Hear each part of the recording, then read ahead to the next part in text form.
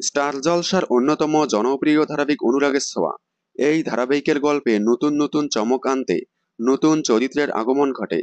তেমনি ধারাবাহিকের গল্পে নতুন মোড় এনে নতুন চরিত্র ইরাকে আনা হয়েছিল।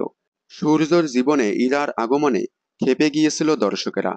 তাই অল্প কয়েকটি এপিসোডে ইরাকে দেখানোর পর বেশ কয়েকদিন ধরে দেখা যাচ্ছে না ইরাকে। তবে এবার আবারও নতুনভাবে এন্ট্রি নিল ইরা। তবে সম্পূর্ণ আলাদা।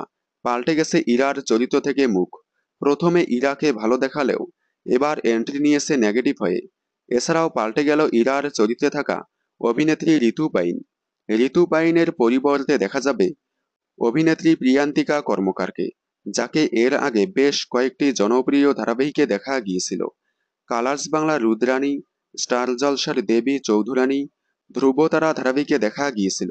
শেষ দেখা গিয়েছিল আকাশ আট চ্যানেলের তোমায় হৃদমাজারে রাখবো ধারাবাহিকে। এখন থেকে প্রিয়ান্তিকা কর্মকারকে দেখা যাবে ইরার চরিত্রে। আপনাদের মতে ইরার চরিত্রে কাকে ভালো লাগছে, ঋতু পাইন নাকি প্রিয়ান্তিকা কর্মকার? কমেন্টে জানাবেন।